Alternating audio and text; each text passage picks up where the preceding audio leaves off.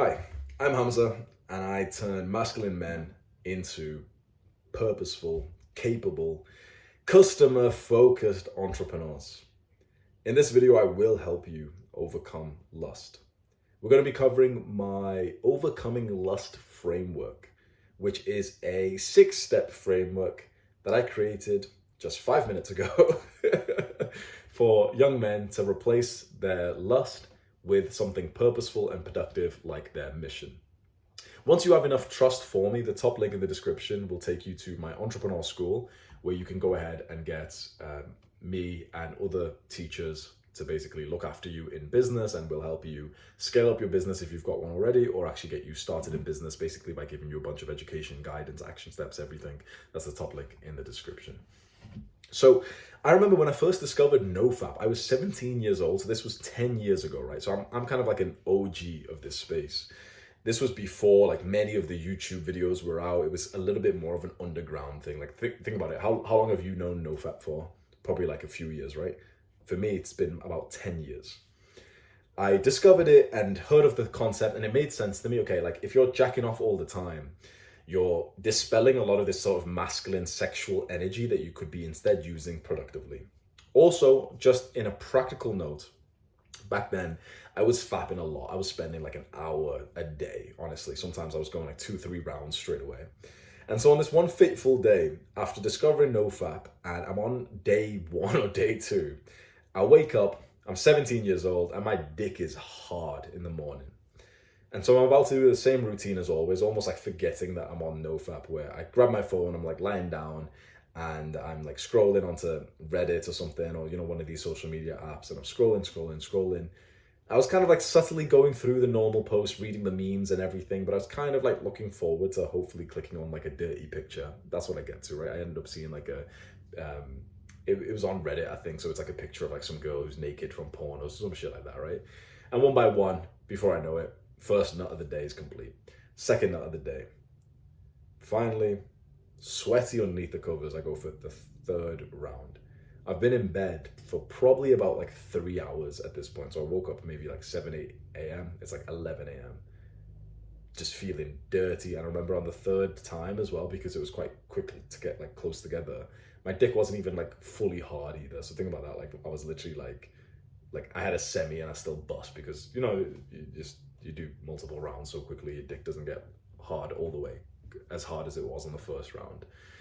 And yeah, so I'm fapping 3 times, go downstairs, I feel like a fucking goblin, dirty, realize like I don't want to be living like this. I remember I just felt so out of place next to my family. Like obviously I had a shower and stuff, but I still felt like dirty.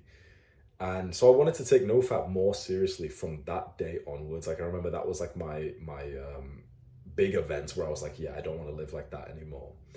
But still, I struggled for months. For literally months, I was trying to get onto NoFap, and I kept on relapsing day 1, honestly.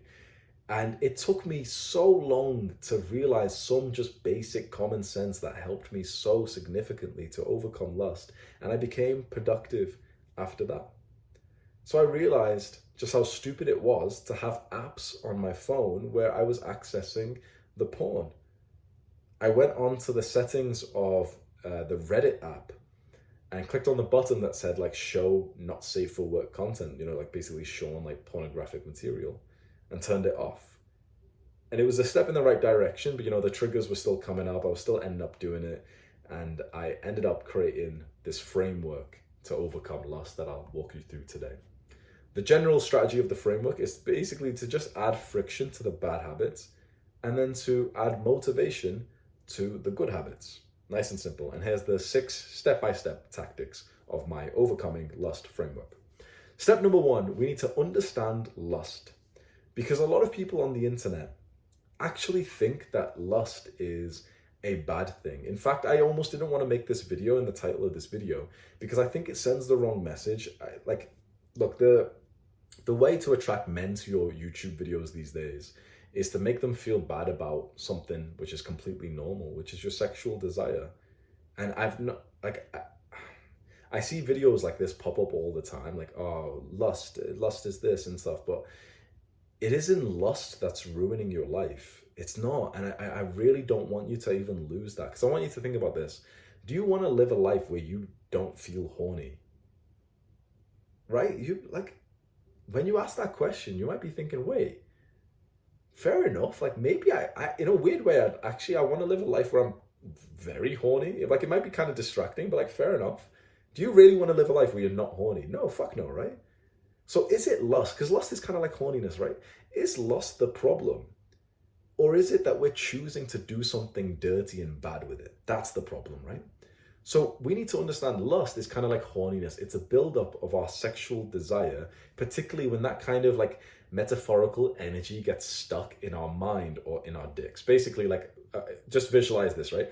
Imagine sexual energy is kind of like a red mist, like a mist of like smoke or like of like air. It's like red energy. And for most men, that energy is stuck and concentrated on their genitals or in their mind. So imagine that red mist is quite condensed and it's like a dark red mist right above the brain or the dick. And when we're fantasizing about having sex, it's stuck there. When our dick's hard and we're ready for it and we're like jacking off, it's stuck there.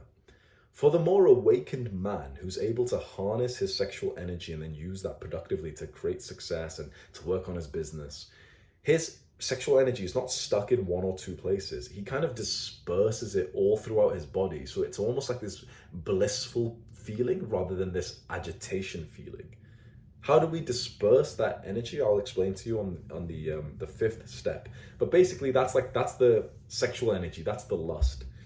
What we need to understand is that lust in itself is not a bad thing. You would want that energy. You wouldn't want to remove it. It's that we need to basically look and hate on the unhealthy outlet for the lust, because there is definitely healthy outlets, right? Would you say it's a bad thing if you make love to your wife with the lust that you have for her? Probably not, right? Probably not. Like if your wife makes you horny and you make love to her, that's a good way to use that lust, to use the horniness. But there is bad ways to use it, which is porn, it's masturbation, it's edging. It's having a fucking little internet girlfriend that you talk to on Discord and every now and then you fap whilst talking to each other, because so many little fucking nerds have got like internet girlfriends these days. That's the bad use, and that's what we want to overcome. We don't want to lose our horniness. We don't actually even want to lose our lust. We want to use it productively, and we just want to stop some of the degen habits like jacking off, basically, right? So the second step of the overcoming lust framework is that we want to change the environments physically and digitally. So it took me months to figure out that this was the key step. So I really hope you pay attention with this. If you want to overcome this incessant need to fap and to release, a huge thing that you can do literally today is to change around your digital environment. So for example, like your phone and your computer, to change the settings on there, to change the design on there, to move the apps around, to delete the apps, to go into the apps and change the settings, to block people, to unfollow people, to unfriend girls on Snapchat that are, showing thirst traps or some shit, to change that. And then also your physical location. If you can move somewhere else. Like I remember, so around this time I was struggling for so long, I moved to university and I got my own place there. Like I had a little dorm, like flat.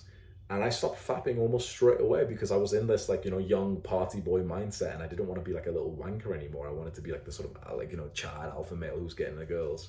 And so when I moved and I was suddenly around women, I thought it was like a loser thing to be fapping in your room and there was like women in the same building as you.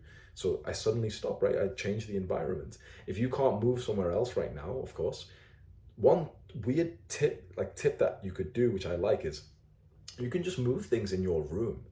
You can just move things. Like, for example, move your bed to the other side of the room and you're almost creating like this new chapter, like this new sort of blank slate. You're almost starting again with some elements of significance. You can change even things about yourself. You can literally go like trim your hair and have, okay, this is my new identity. You trim your hair like a monk, like you're in the military. Like, yeah, I've got military discipline now. Most importantly is the digital side. So just think to yourself, okay, where do you often end up fapping? To what? Are you on a certain social media? Just be honest, which social media is it usually, or which website is it usually? What's some ways that you can just add friction to that? For example, with me, I was on Reddit and I went on the settings and I disabled the pornographic content setting there. If you're on Instagram, Maybe you go onto the explore page and you see some, some girls with like provocative clothing or something. You hold over the picture and it says like not interested or don't show me this kind of post. You do that with like 10 of the girls, 20 of the girls, and suddenly you stop being shown posts of girls like that. Maybe you go onto Instagram or Snapchat, you unfollow girls from your school or whoever you know who are posting like thirst traps. And I know you might be thinking, oh, it's kind of awkward and, I might end up fucking her one day, but like it probably is worth it to get away from this problem. So you change the environments. The third step of the overcoming lust framework is to figure out your goals.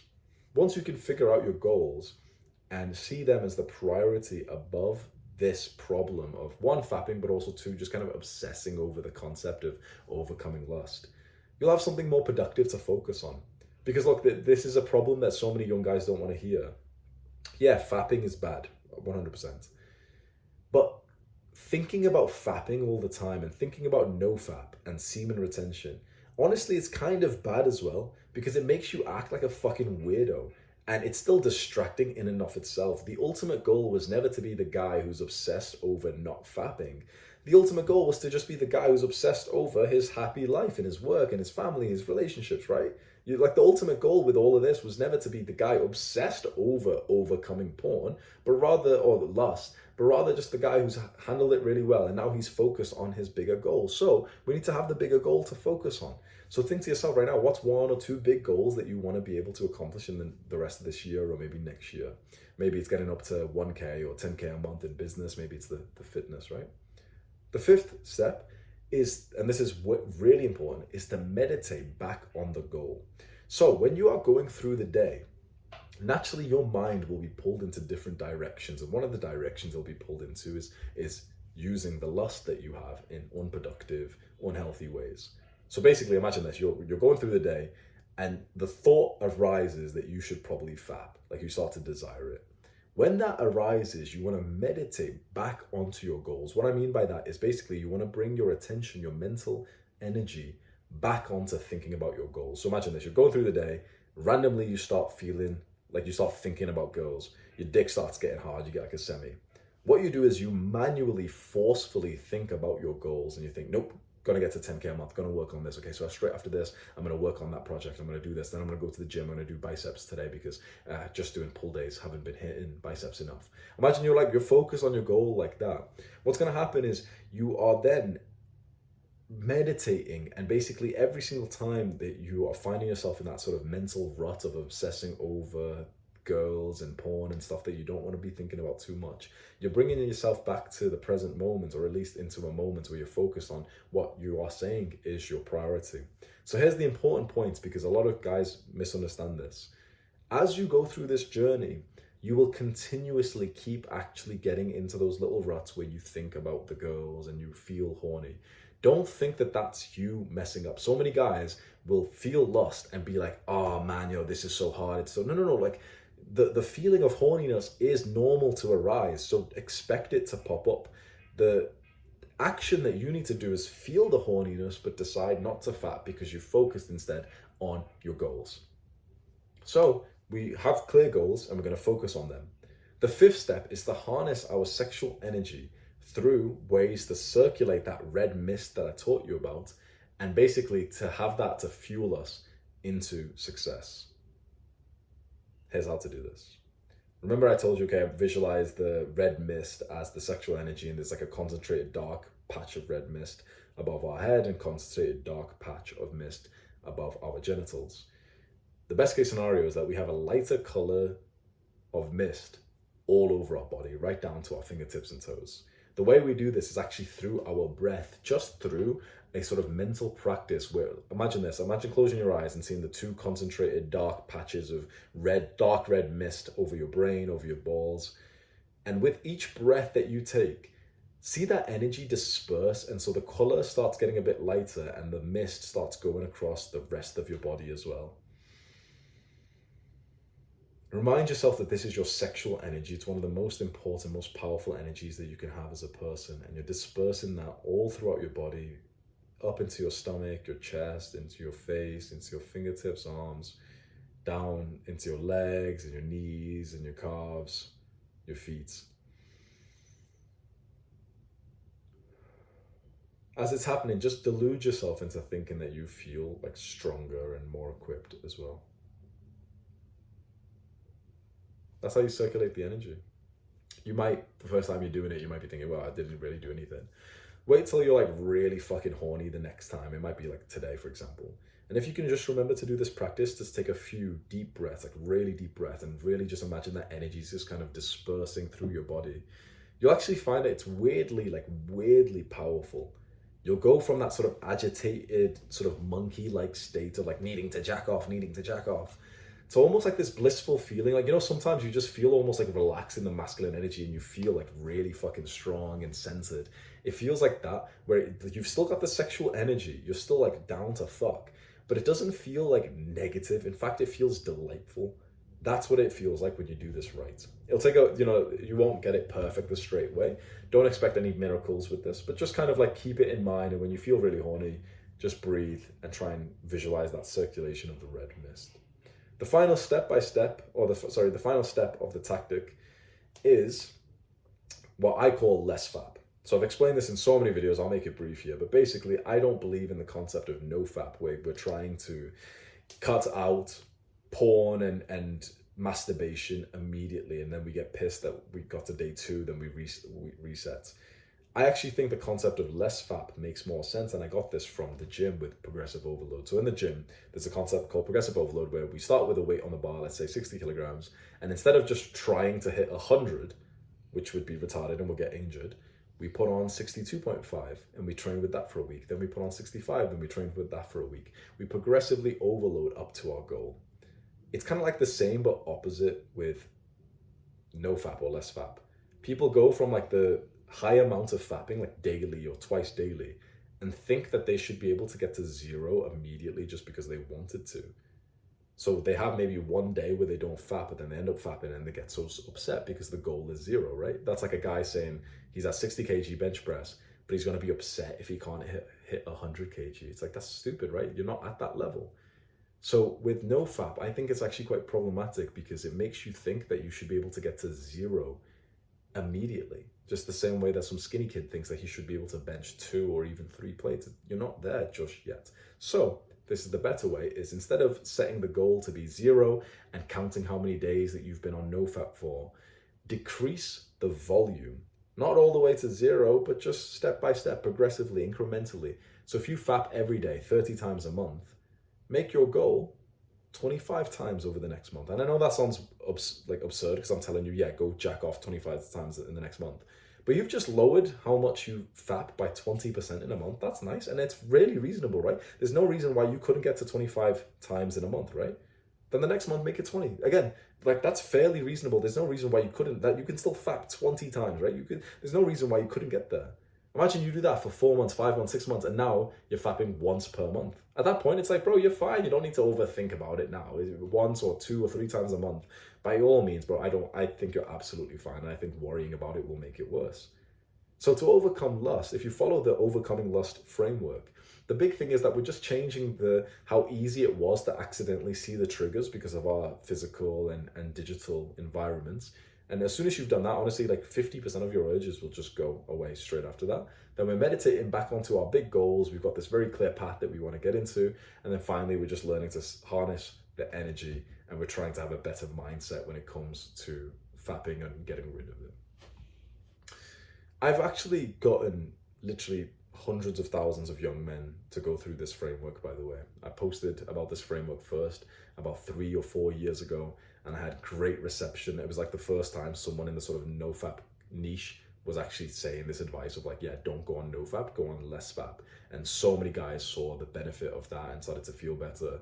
And I've seen hundreds and hundreds of comments of people saying that this has worked for them. So hopefully you copy the Overcoming Lust framework and you will get the same kind of benefit as well. When you overcome lust like this, it's the wrong phrase, I just used it for the title, but you get what I mean. It's more like harnessing lust. But when you do overcome lust like this, you'll just have so much more of your sort of mental bandwidth to then put that back into your business. That circulation, the harnessing of the sexual energy will just enrich you and delight you to the point that working feels easier and smoother and more enjoyable. And so you will just work more with a bigger smile on your face, and you don't have that agitation, that need to like spray your seed. Rather, it just feels like you're quite centered and you're able to sit down and work way longer hours.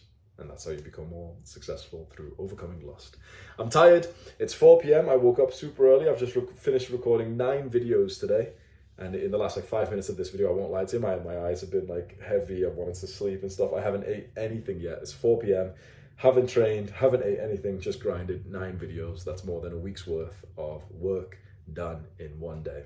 When I tell you that I am a world-class entrepreneur who can do more than a week of work in one day, I'm not fucking exaggerating. The top link in the description will teach you how to become an entrepreneur like me. Click and watch this video to learn more about entrepreneurship.